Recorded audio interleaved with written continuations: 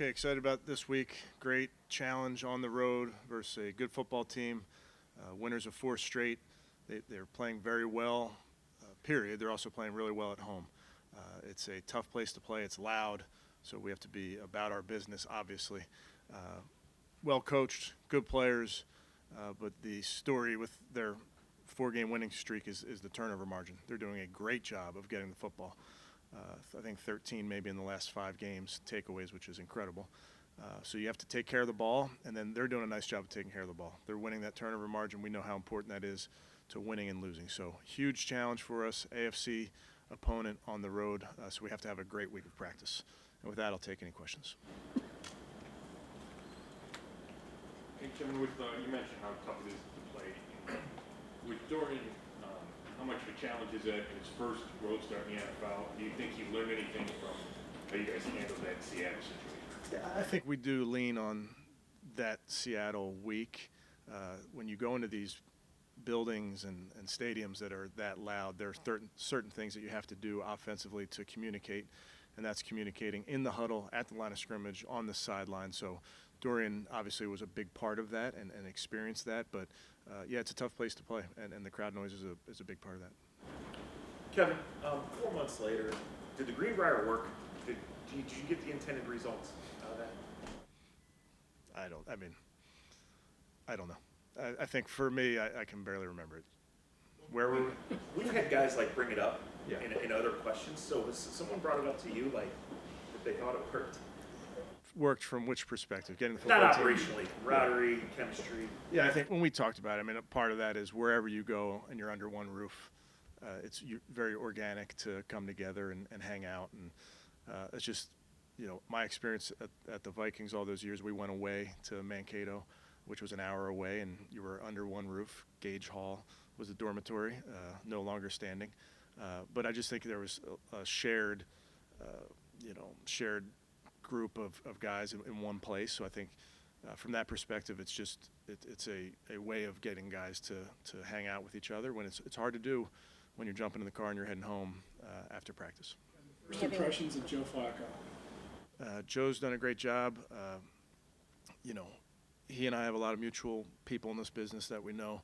I have not worked with Joe previously, but has been in a lot of systems, so somebody that I can talk to about different systems, different coaches, things he's called, things in the past. So a wealth of knowledge and a great resource for not just the quarterback room, but this entire team.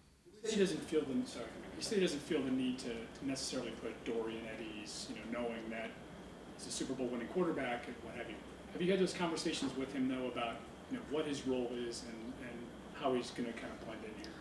Yeah, he's a pro. He just has to be a great teammate, and that's what he's done. And part of being a great teammate is showing up and doing your job. And think about all the guys we've had over the years, veterans that provide great leadership without having to say much. We have guys on our roster now that do that. So Joe's just going to be himself in his own unique and authentic way, and help this football team by the way he prepares. Who your number 2 quarterback in Denver is going to be? We'll worry about all the roster stuff, throughout the weeks, but no. Kevin, did you observe the little workout with Flacco? Yes. Think of his mobility at age 38. Looked better than you at 38.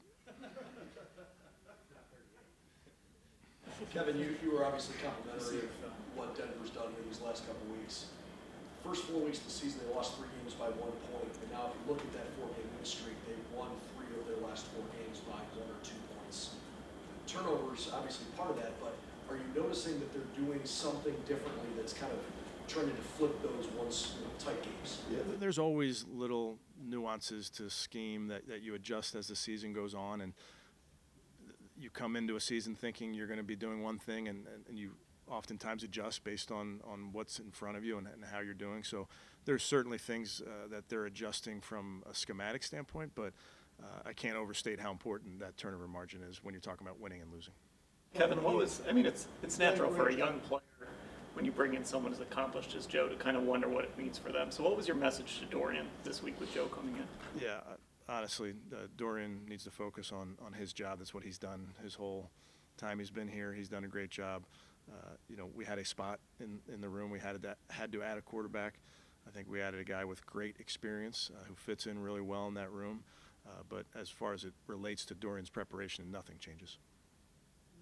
We don't get to talk to Jim Schwartz tomorrow, but as great as the defense played, the one Achilles seems to be, that small, shifty third down back like Keaton Mitchell and last week Warren. They've got some guys with Denver. I mean, is there a focal point, to try to slow that guy down?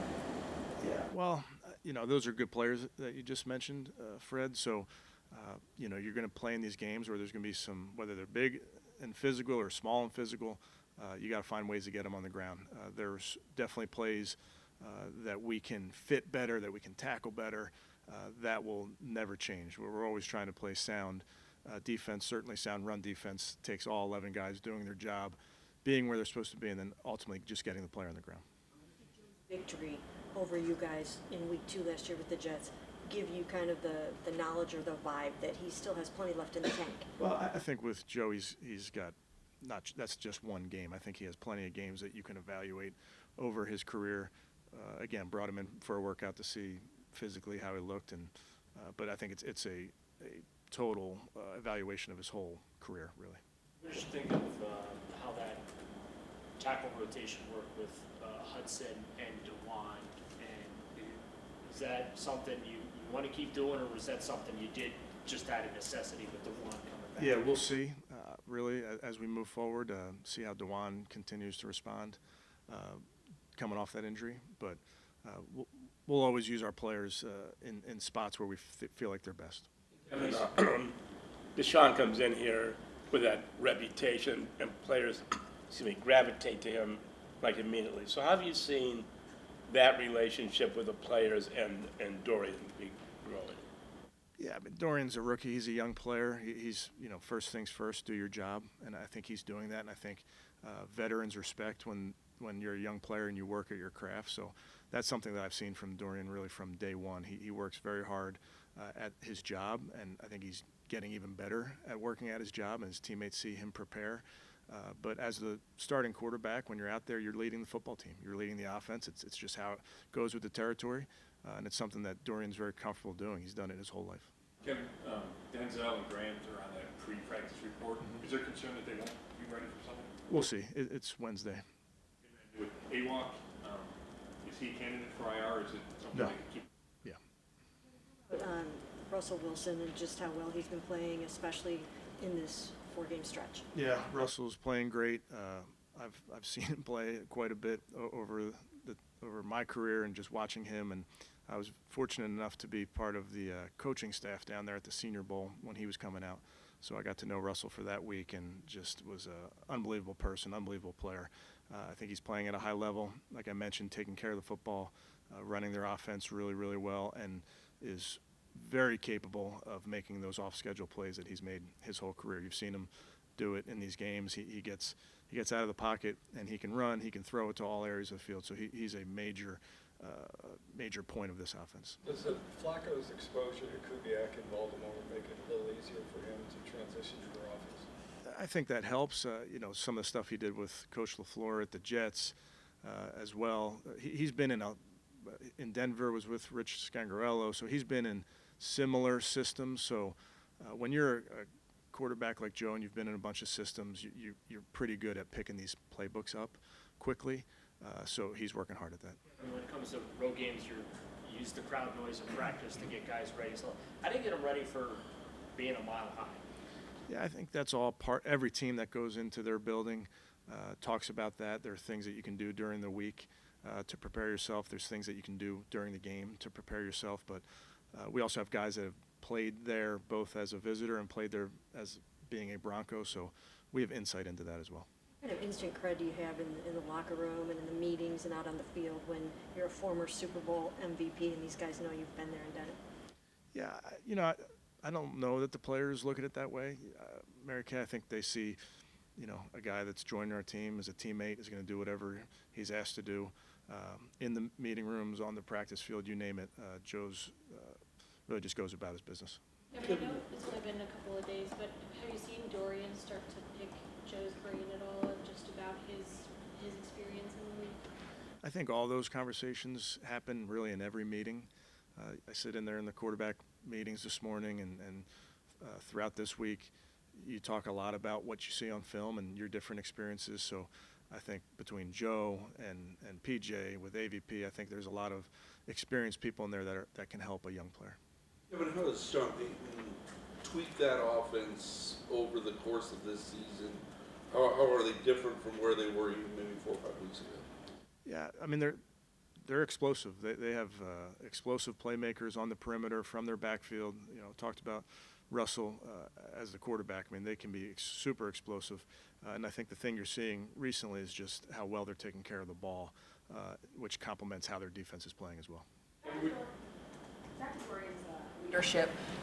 The guys before the game said that they were impressed with him kind of correcting them and knowing what to do, and then we saw that on that last 2 minutes, him pick Kareem up and put him in place. Has he impressed you with his ability to not only understand the playbook, but to be able to get his team rallied around it and show them what they need to do? Well, I think that's the quarterback's job, Cam. Regardless of how many years you're in this thing, that's your job, to direct traffic, to operate, to get people lined up, those type of things. So that's why he works so hard, and young quarterbacks have to work so hard at knowing their job so they can help everybody else do their job. A couple more. Steve's pass rush had a lot to do with how the game was called last week. But the more Dorian's out there in plays, do you feel like you can expand, I guess, play calls and the game plan? Yeah, I think every game plan is different. Every game plan is based on what what you're doing, what the defense is doing, what they're taking away, those type of things. So I think you have to be ready going into every week of figuring out based on matchups what you want to do. Kevin, pretty much the top half of the league, the teams that are playing best are the ones that have had their opening day starting quarterback successfully stay healthy. You guys are the exception to that, and you've found ways to win games despite the fluidity in that room. What is it about the culture you've created at quarterback that has allowed for you guys to stay successful despite having several different guys play? Yeah, we just look at it as we have a job to do regardless of who's playing any of our positions. This is how it works in the NFL. Guys are in and out of your lineup, and we just know that we have a job to do. Okay, thanks, guys.